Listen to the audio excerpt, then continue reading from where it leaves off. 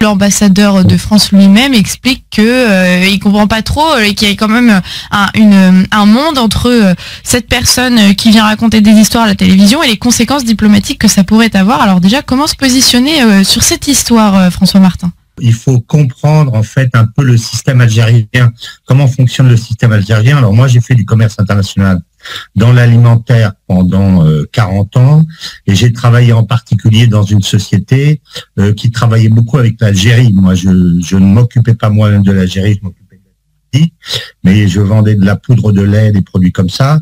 Et en fait, on sait très bien comment fonctionne le système algérien, c'est de notoriété publique en fait. C'est organisé c'est une junte en fait, c'est une oligarchie avec un certain nombre de grands personnages, un certain nombre de généraux, et il est de notoriété publique, ça les Algériens, quand ils vous diront la vérité, ils vous le diront tous, que c'est organisé avec un certain nombre de coteries et de boutiques en fait, avec tel personnage qui s'occupe de l'importation de tel produit, tel produit, tel produit. Ils sont répartis les importations et en fait chacun reçoit sa petite obole ou sa grosse obole en fonction des produits qui sont importés. Alors pour le prouver, c'est très facile en fait. Si vous regardez la structure des exportations et de la production de l'Algérie, ce que j'ai fait hier, vous voyez que le PIB algérien, ça fait 240 milliards de dollars à peu près, et là-dessus, les exportations algériennes font 70 milliards par an.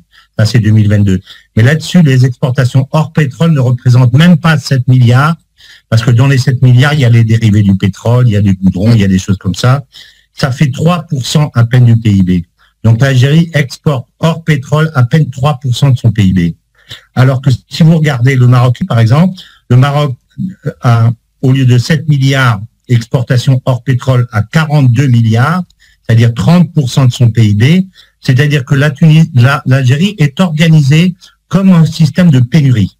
Vous faites en sorte de créer une pénurie et pour ça, vous ne créez aucune industrie et aucune agriculture et vous ne poussez pas la production locale et vous dépendez complètement des importations pour lesquelles un certain nombre de personnes ont le monopole de l'importation et des devises qui permet de rentrer les produits et de les vendre très cher et de tondre la population. Le système cubain est comme ça, etc. Donc, voilà comment le système fonctionne. C'est un piège.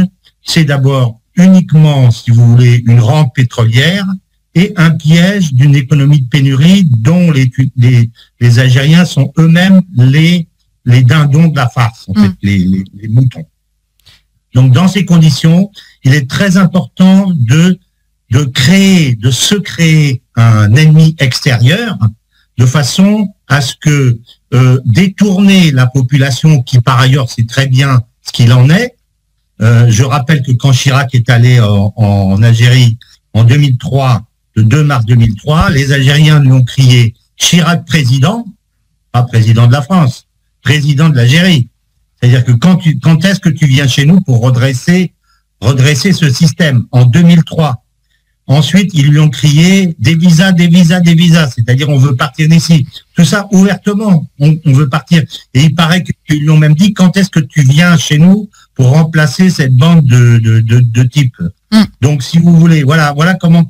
Donc, si on replace ça dans ce contexte, qu'est-ce qu'elle fait? Où est véritablement la place de l'Algérie dans dans la résolution des grands problèmes africains? Où est-elle? Où est la place de l'Algérie dans les BRICS?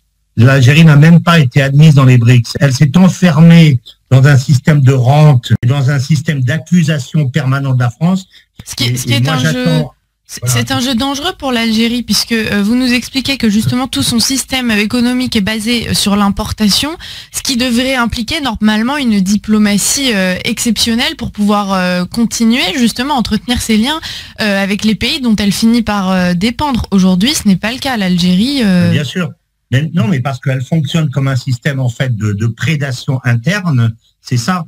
L'Algérie est exactement un système comme ça et les chiffres que j'ai montrés, enfin, le Maroc exporte des machines agricoles, des choses comme ça, et l'Algérie hors pétrole fait même pas 7 milliards d'euros. C'est une honte. En fait, on attend un jour un changement véritablement de direction politique, économique, une vraie ambition pour l'Algérie. À ce moment-là, lorsque ce pays prend parti pour vos ennemis ou vos adversaires marocains sur la question sahraoui, ben, on n'a qu'à s'en prendre qu'à soi-même. C'est un camouflet diplomatique total pour l'Algérie. Ouais. Donc là, du coup, alors, on invente Boualem Sansal, on invente n'importe quoi, mais ça, c'est la marque d'un régime qui est aux abois, si vous voulez, diplomatiquement, économiquement, alors qu'ils ont du pétrole.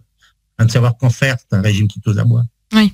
Est-ce qu'on Voilà. peut dire, François Martin, que finalement, depuis la décolonisation, ce qui est en train de nous faire payer l'Algérie, c'est simplement justement l'échec de ce développement politique et diplomatique, quelque chose qu'elle n'a pas réellement réussi à mettre en place. Et donc, il fallait bien un bouc émissaire pour justifier tout ça et expliquer aux Algériens que s'ils ne sont pas aujourd'hui dans une position confortable, s'ils n'ont pas la vie qu'ils aimeraient avoir, eh bien c'est toujours de la faute de quelqu'un d'autre.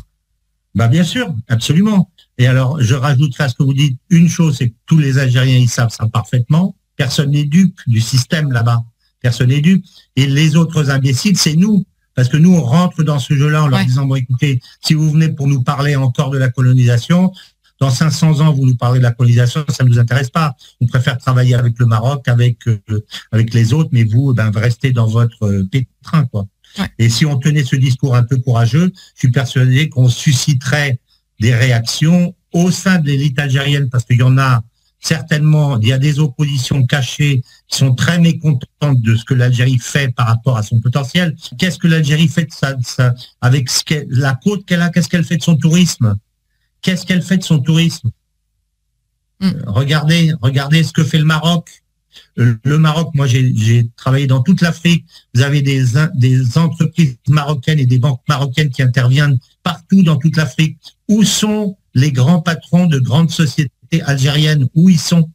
Où est l'Algérie dans le concert du monde? Qu'est-ce qu'elle fait avec tout ce qu'elle a? C'est ça le scandale. Oui, et puis effectivement, et les Algériens sont pas bêtes, ils le savent très bien. Il pourrait y avoir une carte à jouer, même d'intermédiaire, entre les pays qui veulent justement jouer une carte en Afrique auprès des pays africains. Donc l'Algérie étant sur place, elle pourrait occuper un rôle dans ces échanges diplomatiques, économiques, commerciaux. Ben bien évidemment, et c'est le Maroc qui le fait. Voilà, c'est pas l'Algérie. Ouais. Et le Maroc a dépassé, semble-t-il, en parité de pouvoir d'achat, en développement, le Maroc a dépassé l'Algérie récemment, semble-t-il. Donc, c'est la seule. Il y a un adage. Je rappellerai juste avant de citer l'adage qu'il y a quelques mois, 5 ou 6 mois, où on parlait d'une réunion trilatérale, les services étrangers, la DGSE, le Maroc et Israël. Ou peut-être un an, allez, parce que le temps passe vite. Elle est où cette réunion dont on a parlé, soi-disant les médias et la presse algérienne? Il faut arrêter. L'adage dit à trop crier au loup, on finit par ne plus y croire. Moi, personnellement, je n'y crois pas. Dernière question, vous avez des nouvelles de cet écrivain franco-algérien, Boualem Sansal? Vous avez des nouvelles de lui? J'ai appris avec consternation le rejet par la Cour d'appel d'Alger de sa demande de mise en liberté.